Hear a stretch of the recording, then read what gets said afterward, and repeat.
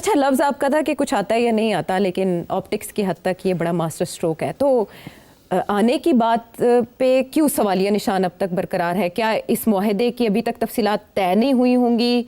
क्या एक अरसे से जो पाकिस्तान और सऊदी अरेबिया के ताल्लुकात हैं वो रिन्यू होने जा रहे हैं? वली अहद का दौरा इतने अरसे से नहीं हो पाया, अब वो भी होने जा रहा है। इकनॉमिकली बूस्ट आएगा, मिलिट्री एक्सचेंजेस किस लेवल के होंगे, ये डिटेल्स कैसे आएंगी सामने? ये आपने ठीक कहा, इसके बहुत से पहलू हैं। मैंने कोई थोड़े से नोट्स बनाए हुए हैं क्योंकि ये काफ़ी इंटरेस्टिंग सब्जेक्ट है। तो अब सिचुएशन ये है कि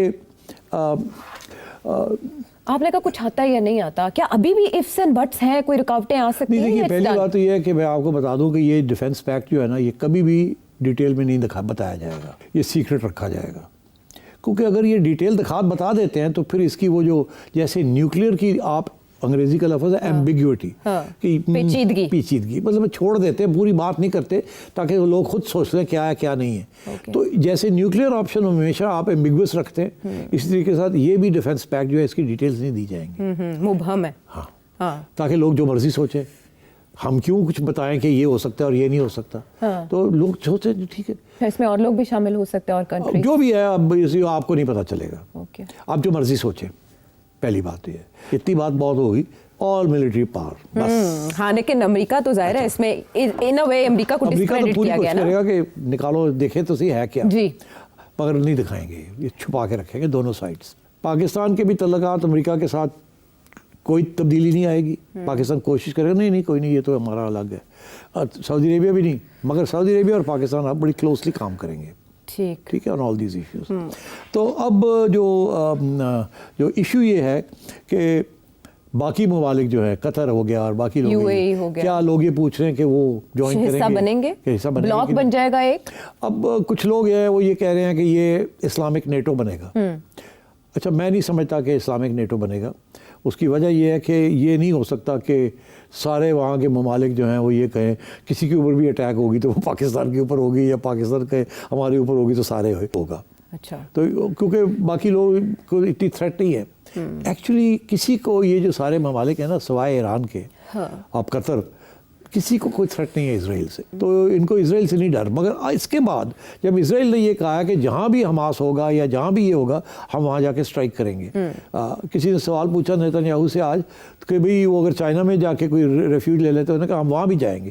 तो वो इस किस्म की बातें कर रहा है। तो इसलिए मेरा ख्याल है ये एक पैगाम दिया है उसको कि अगर तुम इस किस्म की हरकत करोगे तो फिर ये काउंटर भी हो सकता है। और आई थिंक पाकिस्तान इसलिए इम्पोर्टेंस आ गई बिकॉज पाकिस्तान ने जो इंडिया के साथ किया है, अभी लोग तो इमेजिन नहीं कर सकते थे कि India 5 times military might, 10 times economy, 100 times the economy, और उससे इंडिया को जाके लम्हा पाता है। तो इसलिए पाकिस्तान का तो स्टेचर बहुत बढ़ गया है militarily, it is not seen as a major force.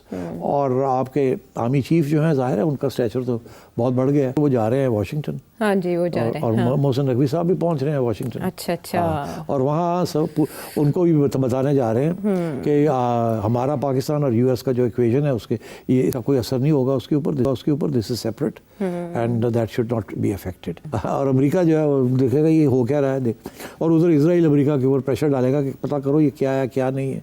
और वो भी टेस्ट करने की कोशिश करेगा कि ये किस किस्म का मुआहदा है, क्या कर सकते हैं क्या नहीं कर सकते। तो सारी ये इसकी वजह से रिस्क प्रोफाइल जो है, इंस्टेबिलिटी की risk profile instead of stability, एक तरफ तो स्टेबिलिटी आएगी कि इजराइल थोड़ा पीछे हटेगा कि यार ये, दूसरी तरफ ये है कि ये रिस्क इन्वॉल्व है कि लोग टेस्ट ना करना शुरू कर दें। इसराइल इंडिया गए ऐसे टेस्ट करते हैं कि पाकिस्तान के साथ सऊदी खड़ा होगा, अब सिंदूर को आगे बढ़ाते हैं तो पाकिस्तान के साथ सऊदी खड़ा होगा कि नहीं खड़ा होगा। एक तरफ ये रिस्क प्रोफाइल है, वैसे ये मुश्किल है। अच्छा, तो उधर वो इसराइल जो है वो देखेगा कि अगर हम इधर पंगा लेते हैं तो पाकिस्तान क्या करेगा, किस किस्म की इमदाद देगा, और पाकिस्तान के पीछे चाइना है। सो ये इस किस्म के बहुत से इश्यूज अब खड़े हो जाएंगे।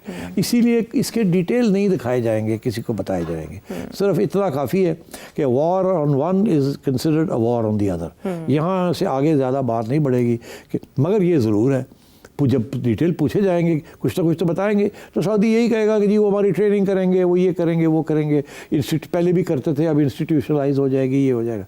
मगर जो स्मॉल प्रिंट है किस किस्म की इमदाद करनी है इन दी इवेंट ऑफ कॉन्फ्लिक्ट, वो आपको नहीं बताया जाएगा। राइट, सरप्राइज रखा जाएगा। तो अमेरिकन गारंटीज का क्या होगा उस मिडिल ईस्ट में, उन पे क्या असर पड़ेगा इसका? अमेरिकन गारंटीज को तो अब अहमियत ही नहीं रही ना। अब तो सारे शक करते हैं कि इनकी जो गारंटी थी हमें तो इसराइल के ख़िलाफ़ चाहिए थी ना। सऊदी अरेबिया ये कह सकता है कि हमें ईरान के ख़िलाफ़ चाहिए थी, और तो उनके लड़ाई झगड़ा किसी के साथ है ही नहीं। एक यमन के साथ है और एक जी ईरान के साथ है। तो और यमन में अमेरिका हेल्प कर रहा था और ईरान में अमेरिका कर रहा था। तो वो अब इसकी वजह से अब they will not trust America, तो इसलिए अब वो पाकिस्तान आ जाएगा। जब पाकिस्तान आता है तो इसमें काफ़ी इंटरेस्टिंग डेवलपमेंट हो सकती है। एक ये कि पाकिस्तान के भी तो बड़े तल्लुकात है ईरान के साथ जी, और पाकिस्तान ये नहीं चाहेगा कि वो अगर ईरान और सऊदी अरेबिया की कॉन्फ्लिक्ट होती है तो वो सऊदी अरेबिया की साइड ले। इसका ये मतलब है कि Pakistan can play a mediation role अमन के लिए, for the unity of the Muslim उम्मा, शिया सुन्नी कॉन्फ्लिक्ट जो है उसको कम करने के लिए। तो पाकिस्तान बड़ा प्रोडक्टिव रोल भी अदा कर सकता है। चाइना ने वैसे इससे पहले ये रोल प्ले किया ईरान और सऊदी अरब के दरमियान। मगर वो मुसलमान मुल्क नहीं था ना, तो दिस इज वो शिया सुन्नी इशू जो है वो पाकिस्तान कर सकता है उसको। तो मेरा ख्याल है उस in terms of Saudi Arabia and Iran this will be a stabilising force, and in terms of Saudi Arabia and Israel, अब इसराइल को 10 दफ़ा सोचना पड़ेगा ना कि सऊदीज़ के साथ भी आंखें निकालनी है कि नहीं निकालनी। और फाइनली ये जो डिफेंस पैक्ट है दिस विल अमेरिका को तो पैगाम चला गया ना अब कि यू कांट बी ट्रस्टेड। तो ये है दिस इज़, तो अब अमेरिका को भी अगर इन्होंने अपने वो बेसिस रखने हैं तो इनको भी इसराइल के बारे में थोड़ी सी न्यूट्रलिटी शो करनी पड़ेगी, नहीं तो ये बिल्कुल टिल्ट ओवर हो जाएगा। वो अमेरिका को कहेंगे जाओ निकलो, आज ये बात हो रही है कल को ये कह सकते हैं अपने बेसिस उठाओ यहाँ से। अच्छा, फौरी तौर पर इंडिया भी तो कंसर्न शो करेगा सऊदी अरब के साथ के? इंडिया के लिए तो बड़ा प्रॉब्लम बन गया ना। इंडिया के अंदर इस वक्त जो तबसरे हो रहे हैं वो तो ये हम देखेंगे, हम सोचेंगे, हम ये देख रहे हैं, स्टडी कर रहे हैं क्या हो रहा है क्या नहीं हो रहा। सबसे बड़ा इशू तो ये है ना आयशा कि ऑपरेशन सिंदूर का क्या होगा। अब क्या होगा, तेरा क्या होगा, अब तेरा क्या होगा कि तेरा क्या होगा कालिया। तो अब इंडिया जो है वो कह रहा है कि अभी सिंदूर तो चल रहा है। अब इंडिया अगर पाकिस्तान पे अटैक करता है तो under this Saudi Arabia will have to help Pakistan, obviously जो लिखा है उसमें। अच्छा तो बड़ा क्लियर है। मगर सऊदी अरेबिया की तो बड़ी इन्वेस्टमेंट्स हैं इन इंडिया, लाइक क्लोज, वो कहते हैं इंडिया कहता है हमारी इकोनॉमिक स्ट्रेटेजिक अलायंस है जी, बिलियंस ऑफ रुपीस डॉलर्स का, बिलियंस। तो how will India Saudi relations क्या बनेगा? तो इंडिया को भी देखना पड़ेगा ना कि अगर सऊदी अरेबिया जो को अगर इंडिया पाकिस्तान को अटैक करता है और सऊदी बात नहीं मानता कि आप मत करें ये काम, तो Saudi will pull out their investments, फिर क्या होगा? तो मतलब है इंडिया को भी अब सोचना पड़ेगा because India also needs investments. वो जिस तरीके से अपनी ग्रोथ प्रोजेक्शंस कर रहा है तो this will have enormous implications. सबको बैठ के सोचना पड़ेगा कि क्या करना है क्या करने का। हाँ, और अब उन्हें इस मुआहदे के बाद, इस पैक्ट के बाद सोचना पड़ेगा कि जो लाल अंदूर की वजह से हुआ है वो कौन से वाला लाल है।